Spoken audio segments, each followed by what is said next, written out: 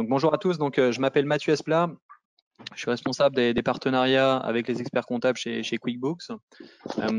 Avec notre partenaire Libéo, on travaille en permanence en fait avec des cabinets d'expertise comptable et on a considéré que c'était un peu quelque part de notre devoir de devoir organiser ce webinaire pour faciliter les échanges, pour adresser deux problématiques que la plupart des experts comptables auxquels font face actuellement les experts comptables, à savoir comment traiter le volet social convenablement avec leurs clients. Ça amène pas mal de questions. Et également les aspects purement financiers, donc avec la logique notamment des prévisionnels de trésorerie pour faciliter la vie des clients. Donc c'est pour ça qu'on a souhaité créer cette plateforme d'échange. Donc on va faire intervenir différents participants un peu spécialisés là-dedans pour pousser à la réflexion. L'objectif, c'est pas de dire à quiconque comment faire, c'est plutôt encore une fois d'essayer de traiter les questions que la plupart des experts comptables sont en train de se poser actuellement pour pouvoir faciliter le traitement chez les clients. Donc on a structuré ça en deux parties. Donc il y a tout d'abord un volet, je dirais, social, et ensuite il y aura un volet financier avec la logique de prévisionnel de trésorerie. Et à chaque fois, donc on va faire intervenir différentes personnes et différents experts là-dessus. Alors, avant de démarrer, vous avez normalement tous sur la partie droite de votre écran, ou parfois c'est en bas, la possibilité dans un petit module de chat de poser des questions. Donc, n'hésitez surtout pas à l'utiliser pour poser les questions au fur et à mesure. Et en fonction de la catégorie en fait des échanges, on prévoira un petit moment pour y répondre convenablement. Alors, vous êtes nombreux sur ce webinaire. Si jamais on n'arrive pas à adresser toutes les questions, n'hésitez pas à prendre contact avec nous par la suite. Comme ça, on sera ravis de pouvoir revenir vers vous pour échanger là-dessus. Alors, donc, dans les deux thématiques, comme je vous ai annoncé, on va d'abord parler du social, donc avec notamment l'activité partielle et les possibilités donc de faire décaler les prélèvements. Dans la deuxième partie, on traitera purement de l'aspect trésorerie, donc au niveau du plan de trésorerie et les possibilités de négociation pour les reports, avec à chaque fois un créneau prévu pour pouvoir que vous puissiez poser les questions en utilisant le box et on y répondra pour l'ensemble de l'audience. Alors en termes d'intervenants, donc vous avez Franck, le fameux Franck, qui nous confirmait, qui nous entendait bien, qui est directeur financier à temps partagé, également expert comptable dans le cabinet d'Affinity. Vous avez Alicia Sorel, qui est en train de chercher à se connecter pour nous rejoindre. Elle est en charge du financement innovation chez BPI France. Vous avez Pierre Dutaret, qui est un ancien banquier, qui est actuellement dirigeant de PME et qui est le CEO de Libéo. Et vous avez enfin moi-même, donc Mathieu Esplat, en tant que responsable des partenariats avec les cabinets d'expertise comptable chez QuickBooks.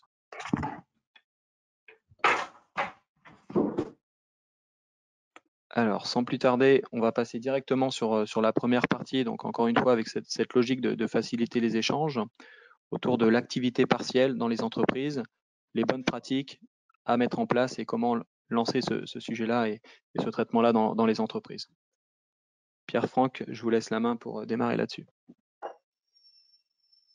Oui, donc merci Mathieu pour cette introduction. Donc comme tu le disais, le contexte de crise qu'on est en train de connaître oblige à beaucoup de travail, beaucoup de réactivité avec les clients, notamment en cette période de période fiscale. C'est pas idéal. Donc vous êtes nombreux à vous poser des questions sur qu'est-ce que je dois conseiller à mes clients, notamment sur le volet social. Le mécanisme phare que tout le monde active, qui a été largement poussé, relayé par le gouvernement, c'est ce mécanisme de l'activité partielle qui existe en temps normal, mais que l'État pousse pour cette période de crise. L'idée ici, ça ne va pas être forcément de rentrer trop dans le détail, mais d'évoquer plutôt des aspects pratiques que se posent concrètement aujourd'hui les entreprises et les experts comptables, étant donné qu'il y a beaucoup d'effets d'annonce du gouvernement et qui sont parfois contradictoires. Donc, on a du mal à s'y retrouver. Voilà. Et donc, l'idée ici, ça va être de faire deux choses, d'essayer de poser un petit peu les principes importants et puis essayer de partager via le chat ou via vos questions les principes, les bons conseils que vous auriez à partager. Voilà. Franck, est-ce que tu veux nous parler un petit peu de ce mécanisme, comment il se met en place et quelles sont pour toi les bonnes pratiques à avoir en tête? Ouais, bien sûr. Bonjour à tous. Donc la première chose, effectivement, c'est d'inscrire l'entreprise sur le site activité partielle.emploi.gouv.fr qui est censé nous renvoyer une confirmation d'inscription sous 48 heures, qui pour l'instant prend un peu plus de temps que prévu. Ensuite, il faudra compléter en ligne un formulaire. Alors c'est un formulaire qu'on peut trouver sur Internet qui est téléchargeable, mais il faudra obligatoirement le compléter en ligne. Et dans lequel, en tout cas, on doit notamment exposer les raisons de l'activité partielle. Donc, il faut bien faire attention parce que pour l'instant, les décrets d'application ne sont pas encore sortis, tous sortis du moins. Donc, on y voit un petit peu plus clair sur la prise en charge des salaires, donc à hauteur de 80% à peu près au niveau du net. Donc, pour un salarié qui est en activité à temps partiel, il y aura de facto une perte de salaire, sauf si l'entreprise décide de le maintenir intégralement. Et pour le surplus, ce sera forcément soumis à charge sociale. Le salaire, l'indemnité, parce qu'on appelle ça une indemnité, sera pris en charge par l'État.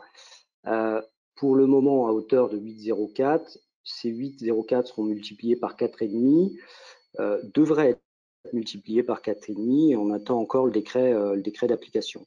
Donc, bien faire attention à la justification de cette activité partielle. Il y a des particularités, notamment pour les cadres au forfait, qui peuvent s'arrêter, soit totalement ou ne pas s'arrêter, mais on ne peut pas faire de l'activité partielle pour les cadres au forfait jour. Et donc, attention aux raisons qui sont invoquées, puisque pour l'instant, beaucoup d'annonces ont été faites au niveau du gouvernement. Dans la pratique, on s'aperçoit que c'est un peu plus compliqué et donc il va falloir être patient.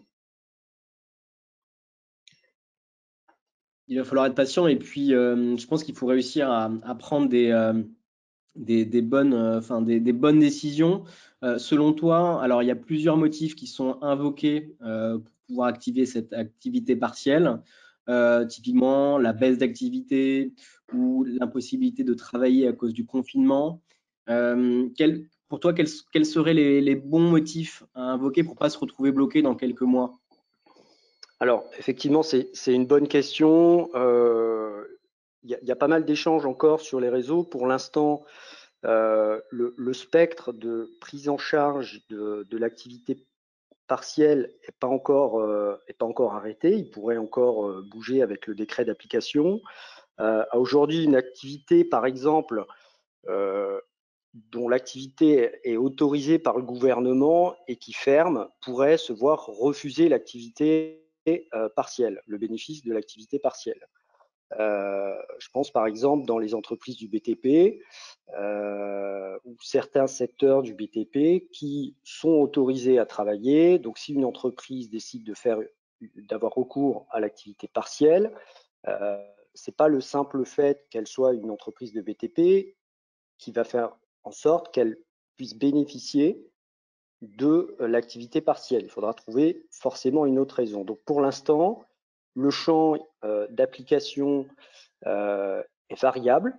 Je peux malheureusement pas le dire autrement, mais pour les activités de restaurants, HCR par exemple, où là l'activité est forcément fermée, je vois pas a priori de raison pour lesquelles la directe refuserait l'application ou le bénéfice de l'activité partielle. Maintenant, on attend encore des retours d'expérience, des retours de marché. Il semblerait tout de même, à prendre avec des pincettes, que pour le moment, il y ait beaucoup d'entreprises qui ont été refusées. Donc, faites bien attention. Le fait de mettre ces salariés ou les salariés ou les clients des salariés au chômage partiel, évidemment, ne les garantit pas du bénéfice de l'activité ou de l'indemnisation de l'activité à temps partiel. Et donc, on est un peu dans l'expectative, on est un peu entre les deux eaux où effectivement des clients veulent mettre leur activité, veulent réduire leur niveau d'activité pour réduire le niveau des charges fixes et sans avoir encore la garantie derrière de pouvoir être indemnisé. C'est le cas de start-up par exemple, qui peuvent quand même continuer à travailler, qui ont des baisses de revenus, une baisse d'activité, mais qui pour l'instant aujourd'hui n'ont pas l'assurance de pouvoir bénéficier des indemnités au titre de l'activité partielle. Ok, donc la conclusion, c'est qu'il faut bien faire attention à invoquer les raisons les plus pertinentes et se préparer tout de même à des rabots. Donc être prêt à avoir des arguments pour justifier de la baisse de l'activité ou en tout cas justifier de l'activation de l'activité partielle.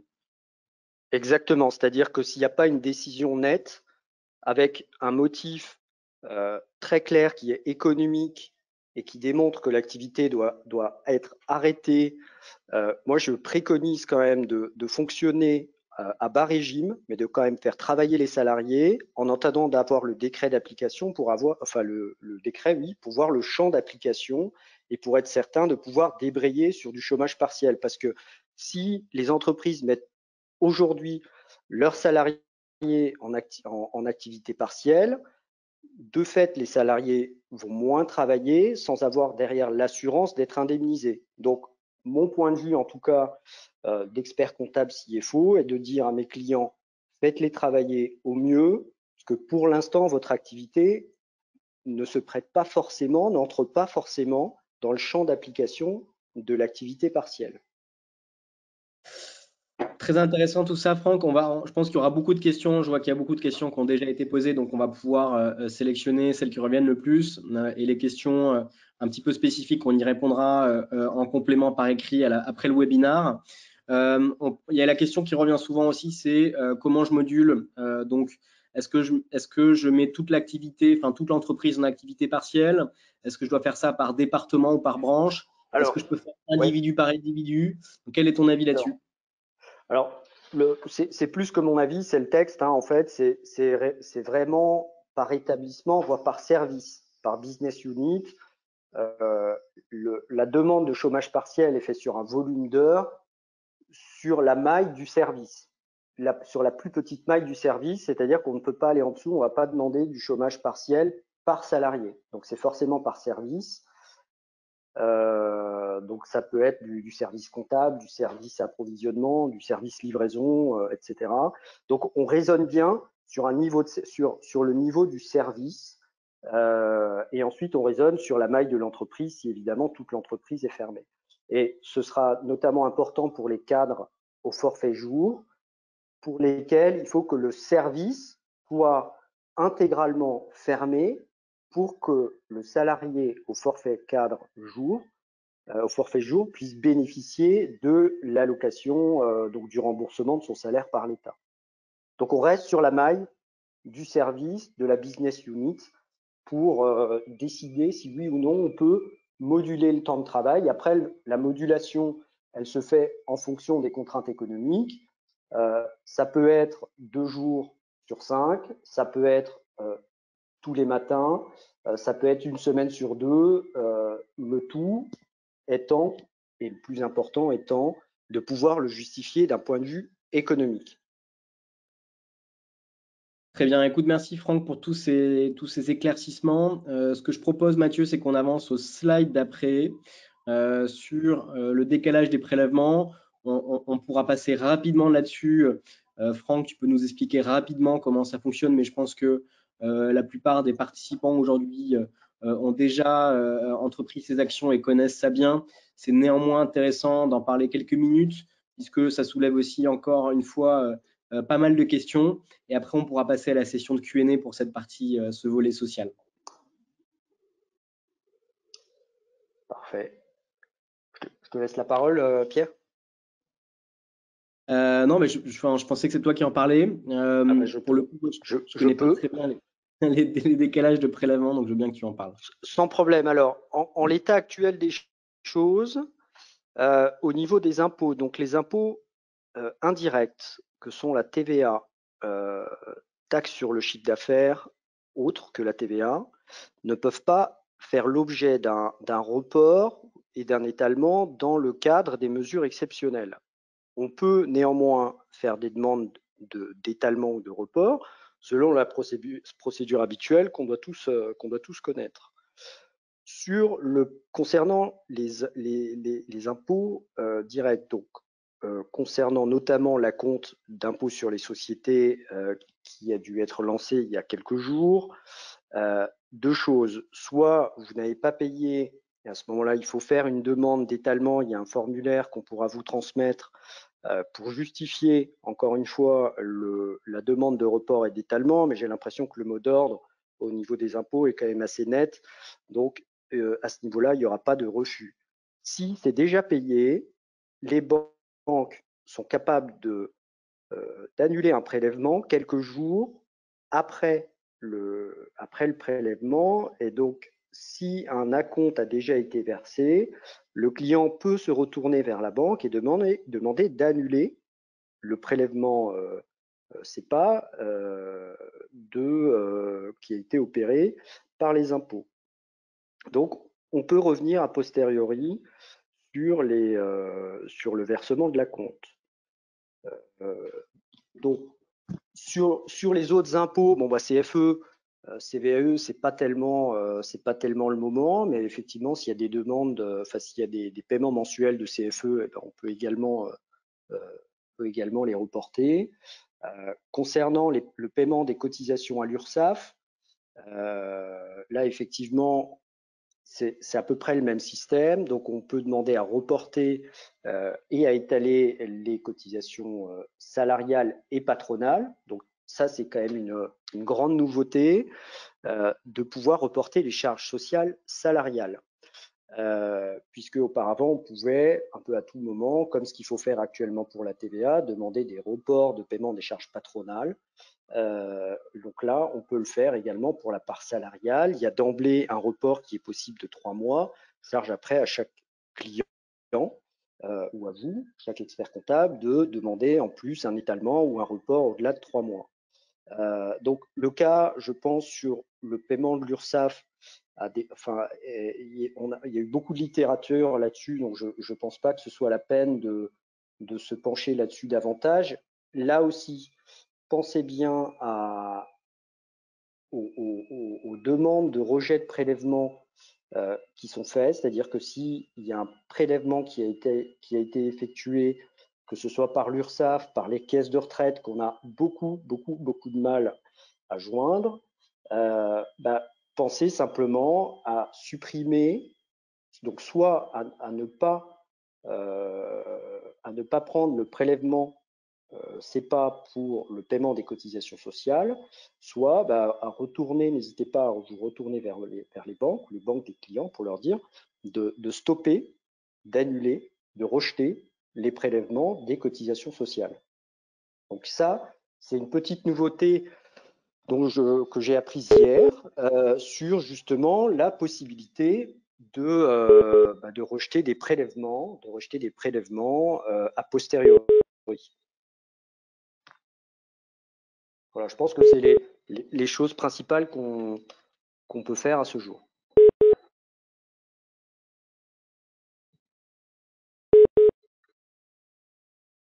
Ok, donc il y a une numérotation qui est en cours. On cherche en fait la deuxième personne qui visiblement a des petits sujets pour accéder à l'audio. Donc désolé pour le contretemps. Franck, il y a des questions qui remontent là au niveau de l'échéance maximum qui est mentionnée au 15 mars. Est-ce qu'il y a est-ce que du coup là aujourd'hui du coup il est trop tard pour faire quelque chose? C'est quoi le point de vue là-dessus?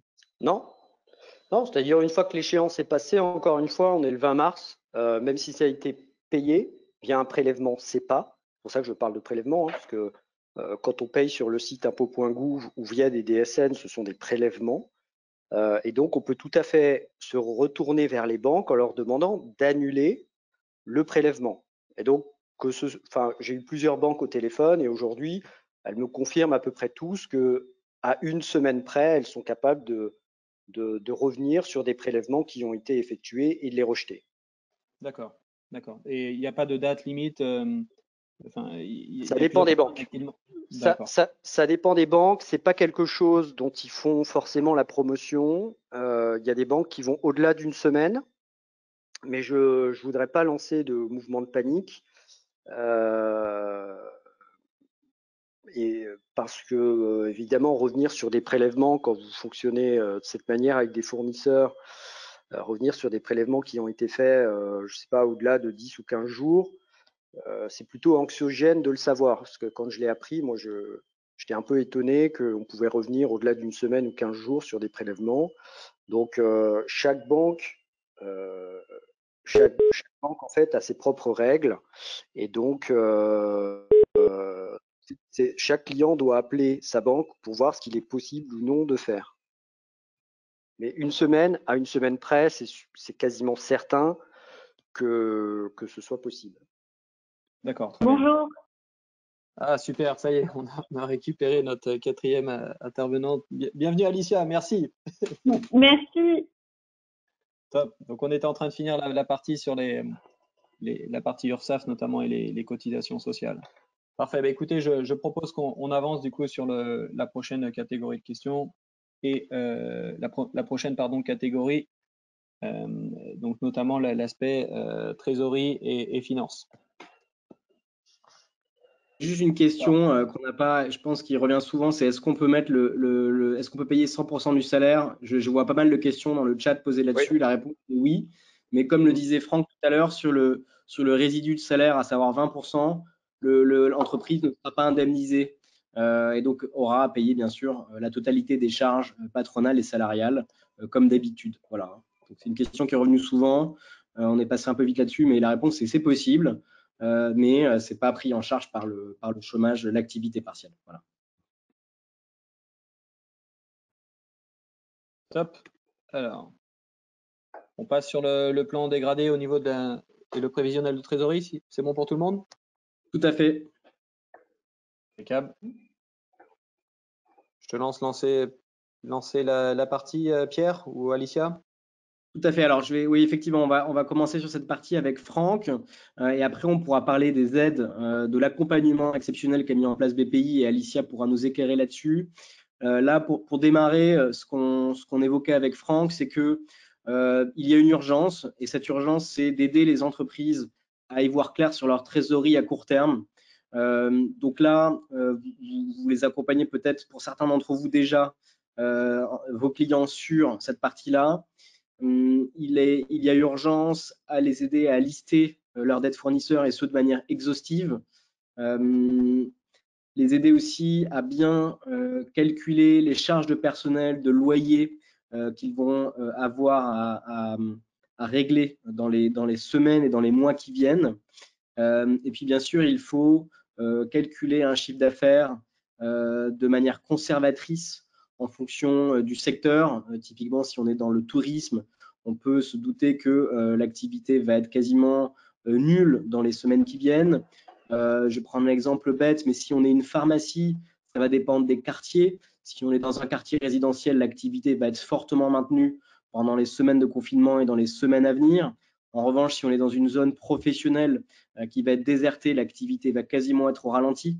Donc, il faut aider les activités, enfin les entreprises à bien planifier leur chiffre d'affaires et à bien construire leur plan de trésorerie sur le très court terme, puisque pour certaines, il y a urgence à y voir clair et à financer leur trésorerie. Et puis, bien sûr, c'est le moment aussi de se plonger sur des plans de trésorerie un peu plus long terme, avec des prévisions de chiffre d'affaires qui vont pouvoir correspondre à différents scénarios de sortie de crise. Si on écoute les plus pessimistes aujourd'hui, on entend que la crise pourrait être profonde et qu'elle pourrait durer 2 ans. Et en réalité, c'est tout à fait plausible. Certains scénarios de crise sont plus optimistes. La réalité, c'est qu'il y aura probablement, en fonction des pays, des scénarios différents. Ce que l'on a pu voir, par exemple, pour la crise de 2009, c'est que la France avait plutôt amorti le choc grâce à un certain nombre de mesures et que l'effet de la crise s'était fait ressentir plutôt plus tard que les pays anglo-saxons, donc plutôt 2-3 ans après la crise. Ce qu'on a pu voir, c'est que dans les pays anglo-saxons, ça avait été plus brutal, plus rapide. Voilà, on peut prendre en considération ce genre de scénarii pour aider les entreprises à diffuser leur… alors Mathieu, il y a un petit problème, voilà, pour diffuser leur chiffre d'affaires. Et puis bien sûr, l'idée c'est de prendre une marge de manœuvre importante dans ces temps d'incertitude. Je ne sais pas, Franck, si tu veux peut-être compléter très rapidement là-dessus. Ouais, effectivement, mais c'est très juste ce que tu as dit et ça dresse un bon portrait de ce qu'il faut faire. Alors, de manière pratique, là, moi je fonctionne et comment on fonctionne au cabinet, c'est que on prend un calendrier simple avec la liste des fournisseurs, la liste des clients, si c'est du B2B, si c'est du B2C, on met juste une ligne chiffre d'affaires. On crée un certain nombre d'hypothèses d'aléas pour pouvoir jouer avec le prévisionnel en fonction des informations qu'on peut avoir. Donc, si c'est une créance B2B seul sur un fournisseur, sur un client, pardon, on sait qu'il va décaler le paiement, on décale le paiement au lieu que ce soit payé le 20, on le décale le 4 ou le 5 avril parce qu'il nous a tenu informés de ces problématiques de règlement. Donc, je crée un onglet avec l'ensemble des variables sur les fournisseurs, les clients, donc tout le détail. Un autre onglet où j'ai une synthèse également par jour, où je reprends le détail des fournisseurs et des clients par jour et je rajoute le solde de début, le solde de fin et toutes les échéances hors fournisseur client, comme le salaire, les échéances, les entrées d'argent aussi, de remboursement de CIR et autres. Et puis ensuite, chaque jour, on regarde ce prévisionnel. On peut éventuellement donner la main au client quand il est un peu à l'aise avec ces notions-là, pour que lui mette à jour, tiens, tel fournisseur a bien été décaissé, donc je le valide, je mets une couleur spéciale quand c'est validé. Et puis si c'est pas passé le 20, je le décale au 21 pour que mon prévisionnel de trésorerie soit à jour tous les soirs.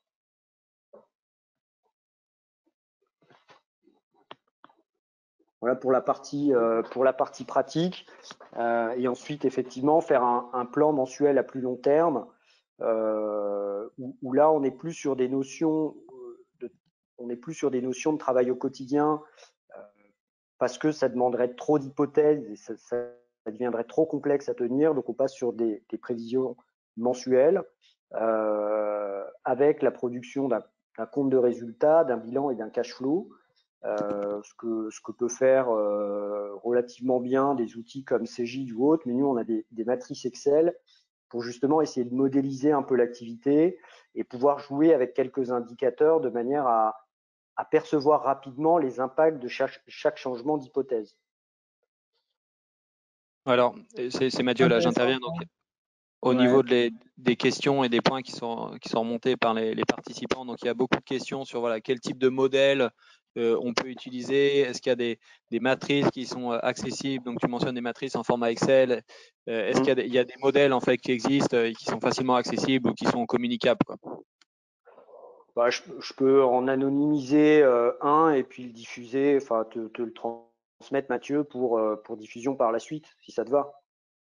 Super, ouais. Nous de notre côté, si c'est bon pour toi, ce sera bon pour nous et vu la quantité d'échanges et de points qui remontent là-dessus, je pense qu'il y a un vrai besoin. Ouais.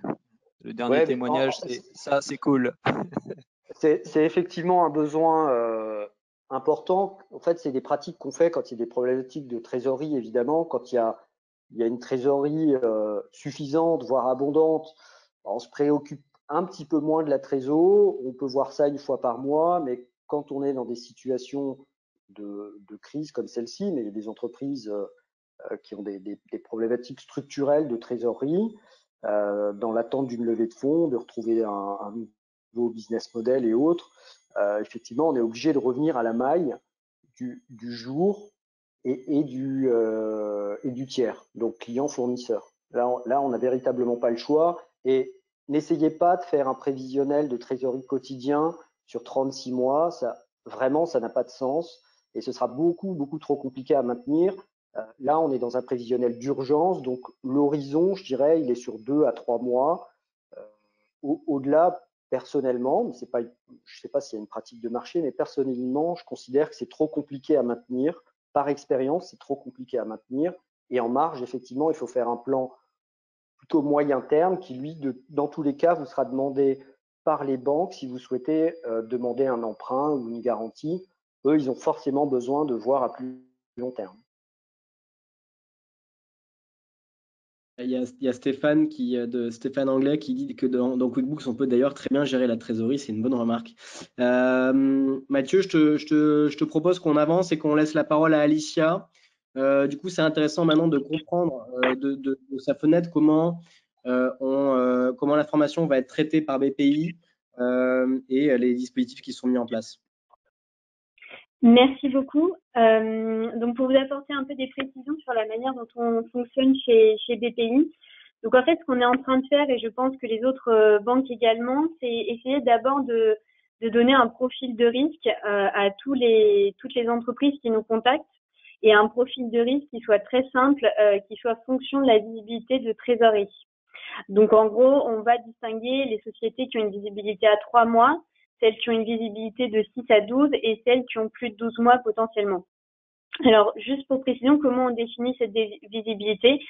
Nous, on fait les choses de manière très simple. En fait, on va demander déjà au client de nous donner le montant de la trésorerie qu'il a en banque et le montant des créances qu'il a sous sa main, que ce soit des créances clients, des créances de crédit d'impôt, peu importe.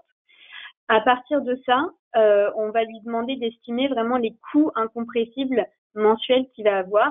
Et tout simplement, on va diviser donc la trésor et les créances par les charges mensuelles. Et ça va nous donner la visibilité de trésorerie.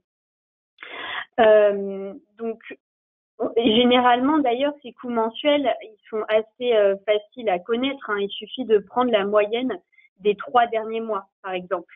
Et nous, notre intervention, elle va servir à, avant tout, pouvoir permettre aux sociétés de payer les salaires et donc d'éviter le licenciement à court ou moyen terme. Donc, selon les cas de figure et les profils de risque, nous, on va demander un plan de trésorerie, effectivement, uniquement. On n'est pas du tout là en train de parler de PNL en ce moment. Soit un plan de trésorerie sur 6 mois pour les cas les plus tendus, soit un plan de trésorerie sur 12, 18, voire plus. La bonne nouvelle, en tout cas, moi, ce que je peux constater quand même, alors il faut savoir que j'ai principalement des clients start-up parisiennes, mais la grande majorité des entreprises, quand même, a plutôt une visibilité qui excède les 4-5 mois. Et donc, nous, qui vont nous permettre de les accompagner avec des outils qu'on a déjà à notre main, qui ne sont pas nouveaux, qui ne sont pas des mesures d'urgence, mais qui peuvent, et d'ailleurs en temps normal, accompagner des sociétés qui ont, surtout pour les startups, cette visibilité de 4 mois, 5 mois, 6 mois.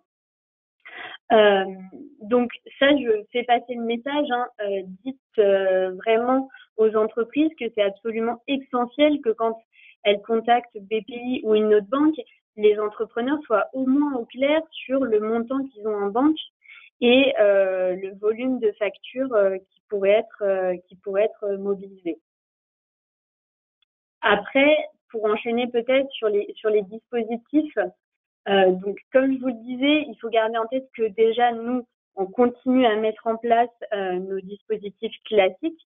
Donc surtout, moi, mon métier, c'est l'innovation. Donc tout ce qui va être les aides à l'innovation, les prêts innovation, tout ça, on continue à le mettre en place.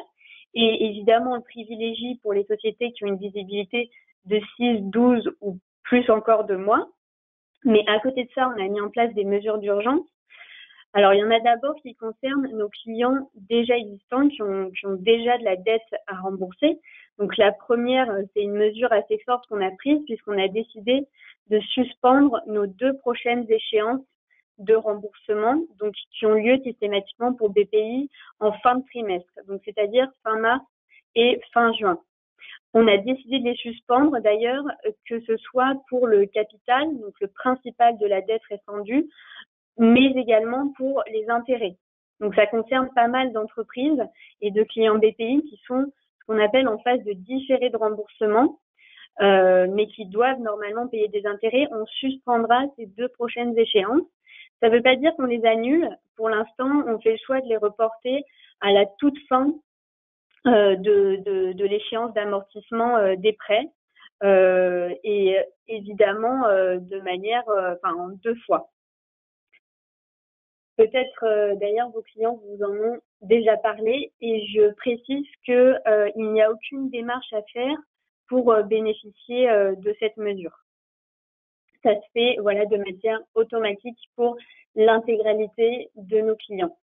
Et alors, et du coup, la question qu'on nous pose, Alicia, c'est donc comment ça se passe, et du coup, on peut peut-être passer à la suite, c'est comment ça se passe pour les sociétés qui sont vraiment en mauvaise situation, pour lesquelles la trésorerie est déjà tendue? Oui, alors là-dessus, et du coup, c'est la slide 14, on a mis en place 3 mesures d'urgence. Donc, je vais commencer par la dernière parce que je pense que ça concerne le moins les cas de figure les moins importants. Si vous avez des clients qui ont ce qu'on appelle chez nous une avance plus, c'est-à-dire une solution en DAI, en court terme, on va évidemment renouveler cette ligne et l'augmenter d'un volume de 30% de manière quasi systématique si le client utilise cette solution de manière active, si le client l'a utilisée dans les 6 derniers mois. Donc ça, c'est la première chose. Après, pour toutes les sociétés, clients ou pas clients BPI, on va utiliser notre mécanisme de garantie bancaire. Donc, en 2 mots, même si je pense que vous êtes informés, la garantie, en fait, c'est une assurance que BPI propose aux banques et qui leur permet de se couvrir contre le risque de non-remboursement, le risque de défaut. Initialement, ce mécanisme, on l'utilisait pour booster la croissance, pour que les banques prêtent plus. Et c'était déjà un mécanisme qui correspondait à 7 milliards dans l'économie chaque année et qui avait un effet multiplicateur de 3, en gros, puisque sur 3 euros de dette, BPI en garantissait un tiers, la banque prenait des cautions d'énantissement sur l'autre tiers et enfin, sur le 3e tiers, c'était un risque net pour la banque. Là, on va l'utiliser également, mais comme pendant la crise de 2008, pour inciter cette fois les banques non pas à proposer des prêts long terme aux entreprises, mais avant tout à proposer des prêts court terme. Donc cette garantie-là, elle va avoir un champ d'application en termes de typologie de financement chez les banques beaucoup plus large, c'est-à-dire qu'on va garantir également toutes les solutions en court terme, donc des prêts qui vont aller sur une durée de 12 à 18 mois, parce qu'on veut quand même que les banques soient pas sur une logique trop court-termiste. Donc, on va garantir des prêts de trésorerie sur 12 à 18 mois. On va garantir des découverts bancaires, des facilités de caisse, de la DAI, du préfinancement de crédit d'impôt, du préfinancement de subventions, par exemple, de mobilisation de créances. Enfin, voilà, tout le panel que la banque peut avoir à sa main. Et au-delà de la massification en termes de type d'outils financiers, on va le faire sur des quotités, donc des couvertures de risque bien plus importantes qu'avant, puisqu'on va passer à 90% de couverture de risque pour les banques et on va octroyer cette couverture de manière très automatisée et en très grand nombre. Voilà, je vais peut-être passer du coup au dernier sujet, le prêt à tout, dont je pense pas mal d'entre vous avaient entendu parler. Donc c'est un nouveau prêt effectivement qu'on a créé, qui n'existait pas il y a quelques jours, qui est un prêt qui est proche du prêt rebond, qui existe par exemple déjà en Île-de-France et qui vise là à soutenir vraiment toutes les sociétés qui vont être extrêmement impactées par la crise. Donc les secteurs évidemment prioritaires étant la restauration, la logistique, l'événementiel, la culture. Et on va prioriser aussi ces fameuses sociétés qui ont moins de 3 mois de visibilité de trésorerie. La logique de ce prêt, c'est que comme d'habitude, il intègre pour BPI du différé de remboursement d'une durée de 6 à 12 mois. Et ensuite, en termes de durée totale, il va s'échelonner sur 3 à 5 ans. C'est un prêt sur lequel on ne prendra aucune garantie et dont le taux d'intérêt est encore à préciser, mais qui devrait être autour de 2%. Nous, notre objectif, c'est de faire en sorte que ce prêt-là, il soit complémentaire d'un cofinancement.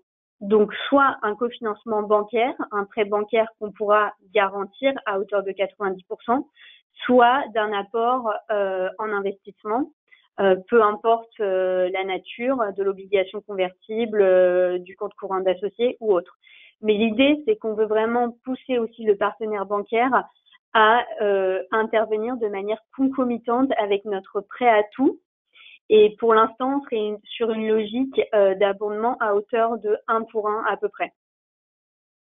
Donc là, est-ce que tu peux préciser, parce qu'on a cette question qui revient pas mal, Alicia, là on est d'accord, on parle bien de 1 euro prêté par la banque, et du coup BPI va prêter 1 euro en complément, c'est bien ça, hein? C'est exactement ça. Et évidemment, le montant total de ce prêt sera fonction du besoin de trésorerie sur les 6 à 12 mois à venir, étant entendu que l'objectif de ce prêt, c'est que les entreprises ne se voient pas obligées de licencier leurs salariés, tout simplement. Donc, c'est un prêt vraiment qui vient financer le salaire.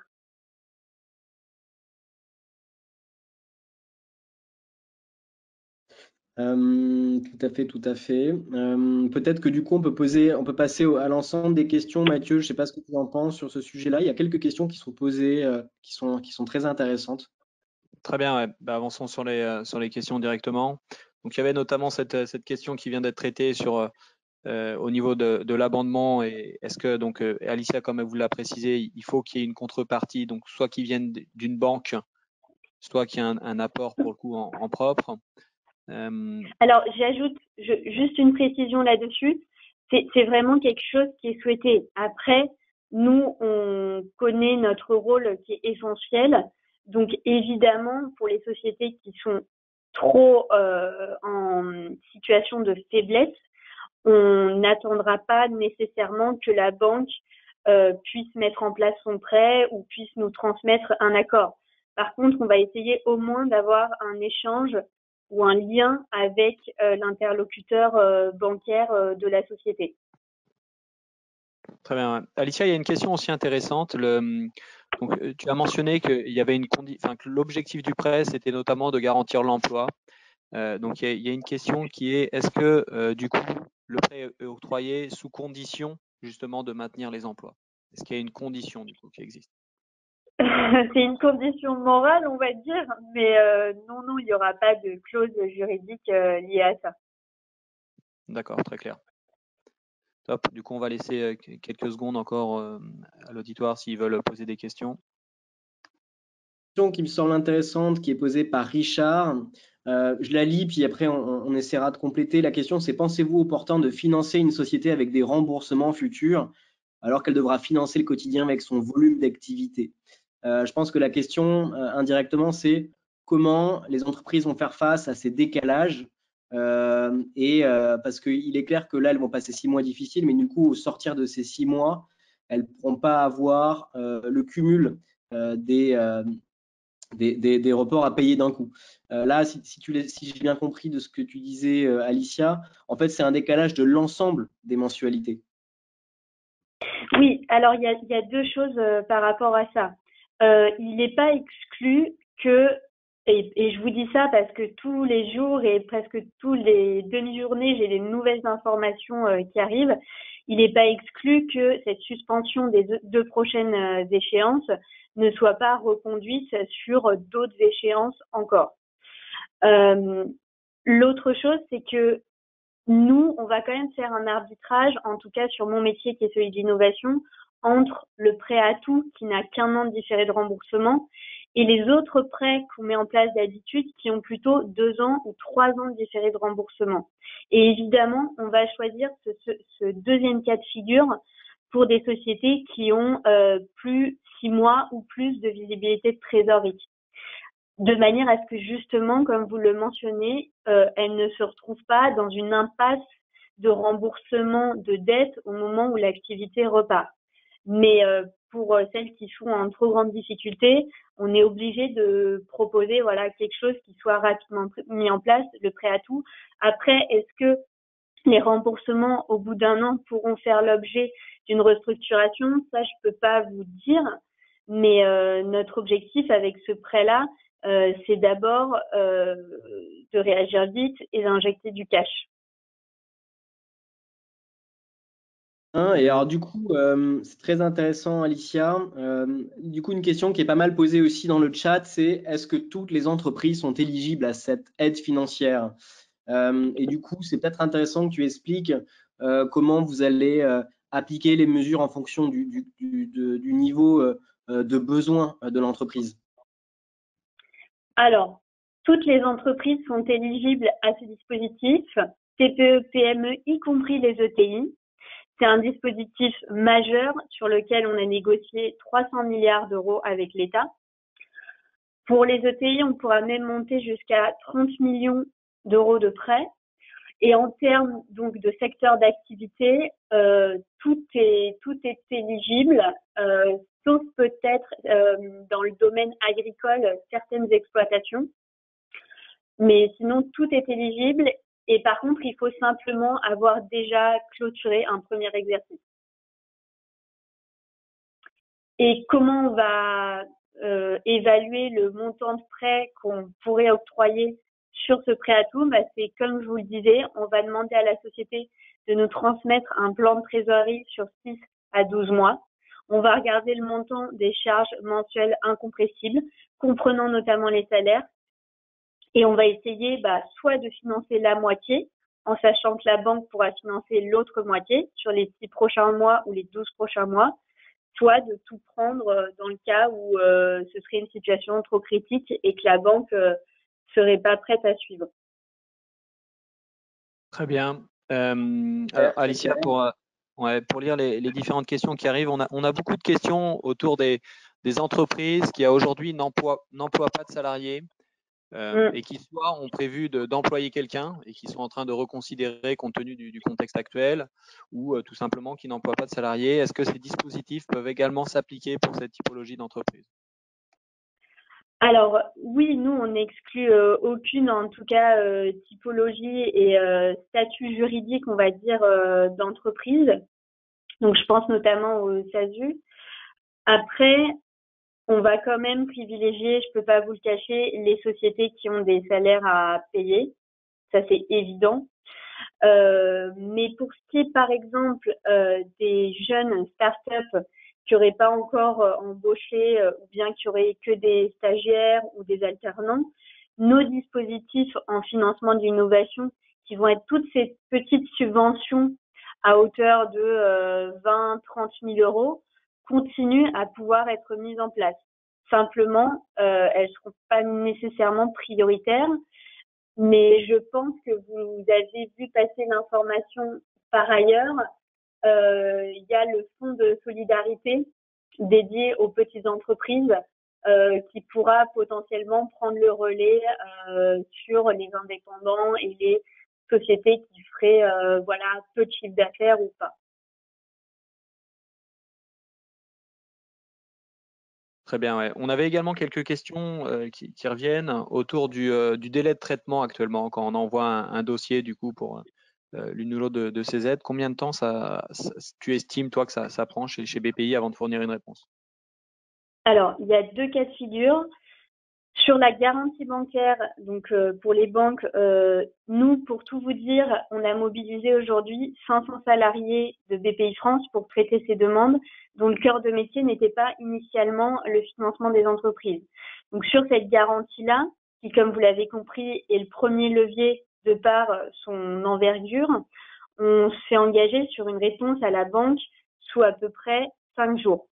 Pour ce qui est des prêts en direct, j'aimerais pouvoir vous donner un délai et évidemment, je vous dis qu'on fera le plus vite possible. Après, aujourd'hui, on a un arbitrage à faire entre rassurer au téléphone les entrepreneurs et mettre en place le prêt. Donc, pour l'instant, le mot d'ordre qui nous a été donné, c'est de rassurer les entrepreneurs parce qu'aujourd'hui, on reçoit 6 000 appels par jour sur le numéro vert. Mais dès aujourd'hui et dès lundi, on sera extrêmement opérationnel sur la mise en place des prêts à tout, etc. Et pour tout vous dire, notre direction nous a donné l'objectif de donner une réponse sous 10 jours entre le moment où on reçoit une demande de prêt à tout et le moment où on transmet les fonds, où on verse les fonds à la société. Mais pour ça, il faut nous aider à aller vite.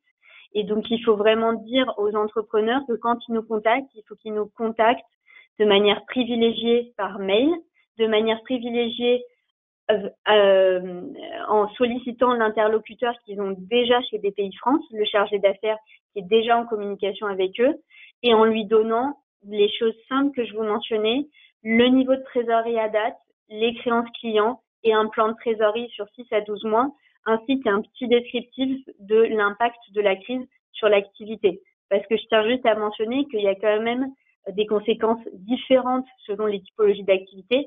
Il y a des entrepreneurs qui du jour au lendemain ne peuvent plus maintenir leur activité ou leur production. Il y en a d'autres qui sont dans un autre cas de figure qui est celui du maintien d'une production, mais par contre de remise en cause de contrats ou de mise en risque de la transformation de certains de leurs prospects. Très bien, super. Merci beaucoup Alicia pour ces précisions. Je propose qu'on passe à la prochaine partie, notamment autour des factures du coup qui sont probablement à prioriser en termes de paiement et celles qu'on va pouvoir repousser un peu. Pierre, je t'envoie la parole du coup. Très bien, merci Mathieu. Oui, pour conclure, c'est un sujet dont on a beaucoup parlé. On ne va pas passer trop de temps là-dessus. Notamment, Bruno Le Maire a pas mal évoqué la capacité de ne pas payer son loyer ou d'interrompre le règlement des factures d'électricité, etc. Donc là, il faut démêler le vrai du faux. Attention, il y a beaucoup d'effets d'annonce. La réalité, c'est qu'une entreprise qui ne paye pas son loyer, aujourd'hui, elle se met quand même en regard de la loi à risque, donc il faut faire attention. Et je pense que ce sont il faut conseiller à ses clients de faire attention sur ces sujets-là. Néanmoins, il est vrai que le contexte appelle à l'échange, à la négociation. Les entreprises peuvent faire appel au médiateur, aussi bien médiateur des entreprises que le médiateur du crédit. Donc, accompagnez vos clients dans ces démarches-là. Attention pour autant à ne pas avoir des comportements trop durs avec ses créanciers. C'est vrai qu'on voit écrit pas mal qu'il est possible d'arrêter de payer son bailleur et arrêter de payer ses factures. C'est pas tout à fait vrai. On a vu des grands magasins, par exemple, annoncer qu'ils allaient interrompre tout règlement fournisseur. Attention, si les entreprises arrêtent de se payer entre elles, on va quand même au-devant de gros problèmes. Donc, il faut, je pense, appeler tout le monde à la prudence et à garder la tête froide dans cette crise. Voilà. Je peux te laisser conclure maintenant, Mathieu. Peut-être le dernier point que je voulais évoquer, c'est qu'on a beaucoup parlé des aides de BPI France qui sont exceptionnelles. Hein. Les mesures de soutien sont vraiment exceptionnelles et je pense qu'elles vont aider les entreprises à passer la crise. Certaines banques ont aussi mis sur pied des dispositifs exceptionnels et très efficaces. Je pense par exemple à BNP Paribas, qui a fait des délégations de pouvoir à tous ses responsables commerciaux, même en agence. Les agents commerciaux peuvent décaler les prêts pendant 6 mois, peuvent les décaler de 6 mois. Donc, saluons ici aussi l'initiative des grandes banques. Voilà, je te passe la parole, Mathieu. Super, merci Pierre. Peut-être avant le mot de la fin, il y a 2-3 questions qui sont remontées là encore de l'auditoire pour notamment Franck, je pense. Franck, tu es toujours là? Oui. Super. Alors, il y a une question notamment qui est, est-ce que je peux mettre mon cabinet d'expertise comptable en activité partielle?